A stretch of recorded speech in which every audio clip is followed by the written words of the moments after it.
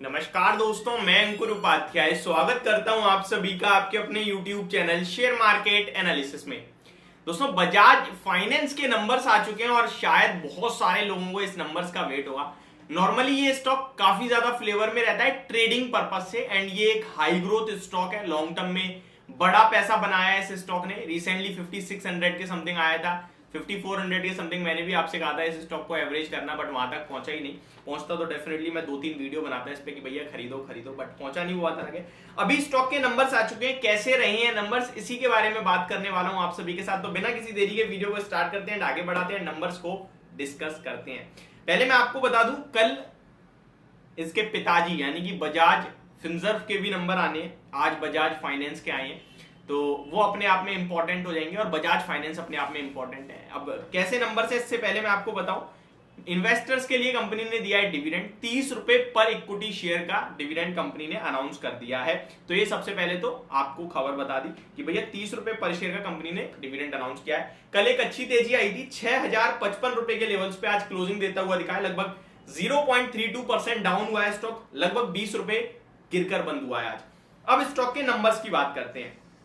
हमेशा कहता हूं quarter on quarter, year on year base से मुझे मतलब नहीं है, मुझे मतलब है एक्सपेक्टेशन से।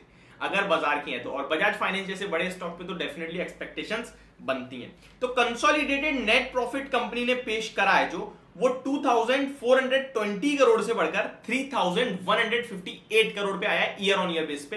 तो बढ़िया जंप देखने को मिल रहा है। अगर आप बात करें क्वार्टर ऑन क्वार्टर, तो 2970 करोड़ यानी 2970 करोड़ से बढ़कर 3158 करोड़ पे आया है। तो profit quarter on quarter, year on year basis दोनों जगह जंप करता हुआ दिखा है।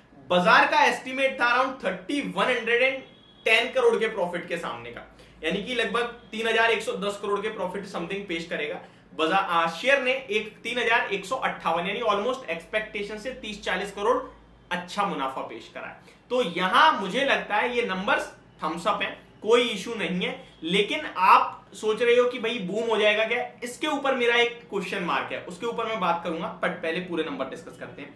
अगर इंटरेस्ट की बात करें तो लगभग 7,368 करोड़ से बढ़कर 9,847 करोड़ का कंपनी ने इंटरेस्ट अर्न करा है, यानी कि लगभग ईयर ऑन ईयर बेस पे बड़ी जंप देखने को मिल रही है। वहीं अगर जीएनपीए एनएनपीए की बात करें तो कंपनी के जीएनपीए 1% से नीचे आते हुए दिखे हैं, 1.14% के सामने 0.94% पे आ गए हैं। वहीं अगर एनएनपीए की बात करें तो 0.41% से घटकर 0.34% पे आए हैं। सुपर नंबर है, नंबर से मुझे कोई खराबी नहीं दिख रही है, बट कल ऑलरेडी स्टॉक भाग चुका है तो मे बी उतनी कुछ खास तेजी ना बढ़े, बट स्टॉक में नेगेटिव तो मुझे कुछ भी नहीं लग रहा है। एक्सपेक्टेशंस को भी बीट करा है स्टॉक ने, तो मे बी आपको 2-2.5% की तेजी देखने को मिलनी चाहिए।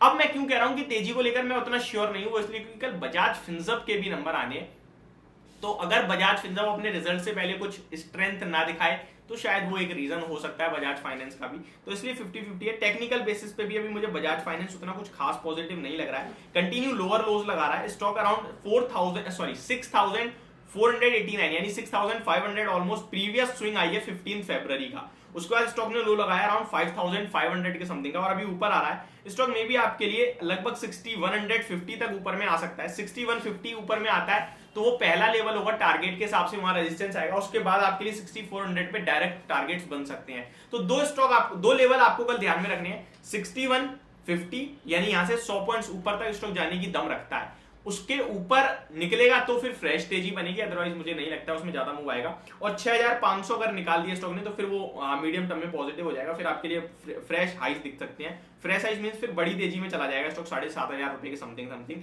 बट अभी मुझे लगता है जब तक 6,150 के नीचे तब तक तो कुछ बनना ही नहीं चाहिए। कल गैप अप हो जाता है 6,150 के आसपास होता है तो मुझे कुछ नहीं करना। उसके ऊपर निकलता है, टिकता है तो मैं खरीदूंगा, स्टॉप लॉस लूंगा 6,150 के थोड़े का नीचे, और फिर मैं अपना बाय करके जाऊंगा। वहीं अगर मैं बात करूं लॉन्ग टर्म पर्पस से, तो मुझे जब तक 6,500 के पार नहीं निकल जाएगा मैं फ्रेश बाइंग नहीं करने वाला हूं। ये मेरा पर्सनल ओपिनियन है। अगर मैं ट्रेड करूंगा तो कैसे करूंगा वो मैंने आपके साथ अपना व्यू शेयर करा है। हो सकता है आपका डिफरेंट हो, सबका डिफरेंट होता है यहाँ पे।